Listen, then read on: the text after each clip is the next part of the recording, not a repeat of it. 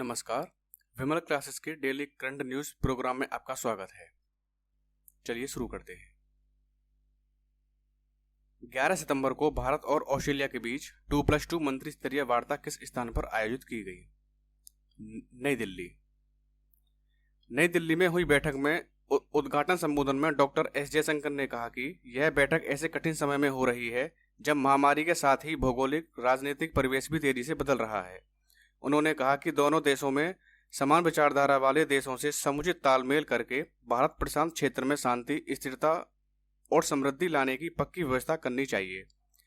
बैठक में भारतीय प्रतिनिधिमंडल का नेतृत्व रक्षा मंत्री राजनाथ सिंह और विदेश मंत्री डॉक्टर एस जयशंकर ने और ऑस्ट्रेलियाई प्रतिनिधिमंडल का नेतृत्व वहां के विदेश मंत्री मॉरिस पाय ने और रक्षा मंत्री पीटर डटन ने किया।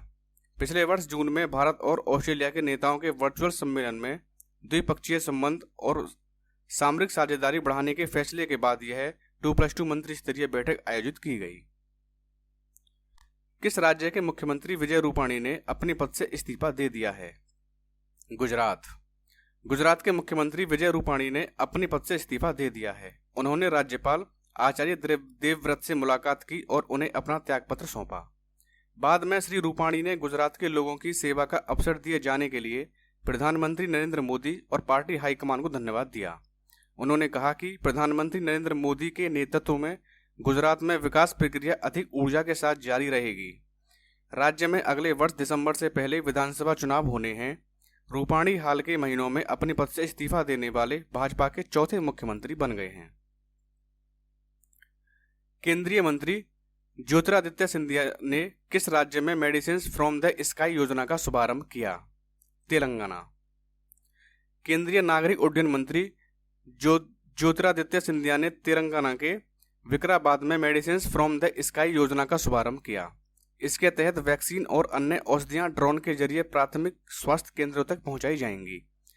देश में अपनी किस्म की इस पहली परियोजना में ड्रोन के इस्तेमाल से 500 मीटर के सामान्य दृष्टि मार्ग से आगे तक औषधियां पहुंचाने की संभावना का पता लगाया जाएगा। पहली खेप में परियोजना के सहयोगी भागीदार ब्लू डार्ट एक्सप्रेस तथा निर्मित स्काई एयर मोबिलिटी के जरिए 5 किलोग्राम वैक्सीन का पैकेट 3 किलोमीटर की दूरी पर स्थित सामुदायिक स्वास्थ्य केंद्र में पहुंचाया गया। मेडिसिन फ्रॉम द स्काई योजना तेलंगाना सरकार की पहल पर सूचना प्रौद्योगिकी विभाग ने विश्व आर्थिक मंच, नीति आयोग, हेल्थनेट ग्लोबल के सहयोग से चलाई जा रही है। 11 सितंबर को प्रधानमंत्री नरेंद्र मोदी ने किस शहर में सरदार धाम भवन का उद्घाटन किया? गुजरात। प्रधानमंत्री नरेंद्र मोदी ने गुजरात के अहमदाबाद में अत्याधुनिक सरदार धाम भवन का वीडियो कॉन्फ्रेंसिंग के जरिए उद्घाटन किया और सरदार धाम चरण 2 के तहत कन्या छात्रालय की आधारशिला रखी। प्रधानमंत्री ने बनारस हिंदू विश्वविद्यालय में सुब्रमण्यम भारती जी के नाम से पीठ स्थापित करने की भी घोषणा की। श्री मोदी जी ने कहा कि सुब्रमण्यम भारती पीठ की स्थापना तमिल अध्ययनों के लिए बनारस हिंदू विश्वविद्यालय के कला संकाय में की जाएगी और इससे विद्यार्थियों और शोध छात्राओं को प्रेरणा मिलेगी। देश के महान विद्वान, विचारक और स्वतंत्रता सेनानी सुब्रमण्यम भारत की 100वीं पुण्यतिथि के अवसर पर यह घोषणा करते हुए श्री मोदी जी ने कहा कि सरदार साहिब एक भारत श्रेष्ठ भारत विजय महान कवि सुब्रमण्यम भारत की तमिल रचनाओं में से परिलक्षित होता है। भारत ने किस देश के सहयोग से मध्यम दूरी की सतह से हवा में मार करने वाली मिसाइल MRSAM प्रणाली विकसित की? इजराइल। भारत और इजराइल ने मध्यम दूरी की सतह से हवा में हमला करने वाली मिसाइल रक्षा प्रणाली का सफलतापूर्वक परीक्षण किया। MRSAM मिसाइल डिफेंस सिस्टम को DRDO और इजराइल एरोस्पेस इंडस्ट्रीज IAI द्वारा संयुक्त रूप से दुश्मन देशों द्वारा हवाई हमले से निपटने के लिए विकसित किया गया है। MRSAM के बारे में जानते हैं। MRSAM एक वायु और मिसाइल रक्षा प्रणाली है जो 50 से 70 किलोमीटर की दूरी से दुश्मन के विमानों को मार गिरा सकती है। यह विभिन्न प्रकार के हवाई हमलों के खिलाफ सुरक्षा प्रदान करता है। MRSAM कमांड और कंट्रोल एक अत्याधुनिक चरणबद्ध रडार, मोबाइल लॉन्चर और उन्नत RF खोजी के साथ इंटरसेप्टर से लैस है। RBI ने IDFC फर्स्ट बैंक के MD और CEO के रूप में किसकी पुनः नियुक्ति को मंजूरी दी है? वी वैद्यनाथन।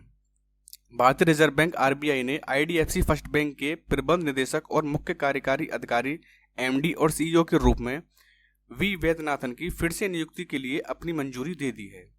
वैद्यनाथन को 3 साल की और अवधि के लिए नियुक्त किया गया है, जो 19 दिसंबर 2021 से प्रभावी होगा। उन्होंने आईडीएफसी फर्स्ट बैंक और कैपिटल फर्स्ट के विलय के बाद पहली बार दिसंबर 2018 में आईडीएफसी फर्स्ट बैंक के एमडी और सीईओ के रूप में कार्यभार संभाला था। किसने पुरुषों के अंतर्राष्ट्रीय फुटबॉल में सर्वाधिक गोल करने का विश्व रिकॉर्ड तोड़ दिया है? Cristiano Ronaldo. क्रिस्टियानो रोनाल्डो ने विश्व कप क्वालिफायर में आयरलैंड के खिलाफ ब्रेस बनाकर ईरानी स्ट्राइकर अली डेई के 109 अंतर्राष्ट्रीय गोल के लंबे समय तक रिकॉर्ड को तोड़ दिया है। 36 साल की उम्र में रोनाल्डो अब 111 गोल के साथ सबसे अधिक अंतर्राष्ट्रीय गोल करने का गिनीज वर्ल्ड रिकॉर्ड धारक हैं। राष्ट्रीय अल्पसंख्यक आयोग का अध्यक्ष किसे चुना गया है? इकबाल सिंह लालपुरा। पूर्व आईपीएस अधिकारी इकबाल सिंह लालपुरा को राष्ट्रीय अल्पसंख्यक आयोग का अध्यक्ष नियुक्त किया गया है। वह पंजाब के रहने वाले हैं और उन्होंने सिख दर्शन पर कई किताबें भी लिखी हैं। उन्होंने राष्ट्रपति के पुलिस पदक, मेधावी सेवाओं के लिए पुलिस पदक, शिरोमणि सिख साहित्यकार पुरस्कार और सिख विद्वान पुरस्कार जैसे कई पुरस्कारों से भी सम्मानित किया गया है। किस देश में शुरू हुआ हवा से कार्बन लेने वाला दुनिया का सबसे बड़ा प्लांट? आइसलैंड। आइसलैंड में हवा से कार्बन डाइऑक्साइड को बाहर निकालने के लिए डिजाइन किए गए दुनिया के सबसे बड़े संयंत्र का संचालन हो गया है। इस संयंत्र का नाम ओरका है, जिसका अर्थ आइसलैंडिंग शब्द में एनर्जी यानी ऊर्जा है। यह प्रतिवर्ष 4000 टन CO2 तक सोख लेगा। कैसे काम करता है कार्बन? हवा से सीधे कैप्चर की गई कार्बन डाइऑक्साइड को 1000 मीटर की गहराई पर भूमिगत रूप से जमा किया जाएगा, जहां इसे चट्टान में बदल दिया जाएगा। Swiss startup Climeworks and AG के साथ साझेदारी में Icelandic carbon storage firm Carbfix द्वारा सुविधा विकसित की गई है, जो सीधे हवा से कार्बन डाइऑक्साइड को कैप्चर करने में माहिर है। किस देश ने नए पृथ्वी अवलोकन उपग्रह गाओफेन 502 का किया सफल लॉन्च? चीन। चीन ने उत्तरी चीन के सांगसी प्रांत के ताइयुआन सैटेलाइट लॉन्च सेंटर से लॉन्ग मार्च 4C रॉकेट पर लोड करके एक नया पृथ्वी अवलोकन उपग्रह गाओफेन 502 अंतरिक्ष में सफलतापूर्वक लॉन्च किया। गाओफेन 502 एक हाइपर स्पेक्ट्रल उपग्रह है, जिसका उपयोग व्यापक पर्यावरण निगरानी के लिए किया जाएगा, ताकि देश के वातावरण, पानी और भूमि की हाइपर स्पेक्ट्रल अवलोकन क्षमता में सुधार किया जा सके। विमल क्लासेस के डेली करंट न्यूज प्रोग्राम को देखने के लिए बहुत बहुत धन्यवाद। इस वीडियो की PDF आप हमारी वेबसाइट www.vimalclasses.com एवं टेलीग्राम चैनल से डाउनलोड कर सकते हैं। धन्यवाद।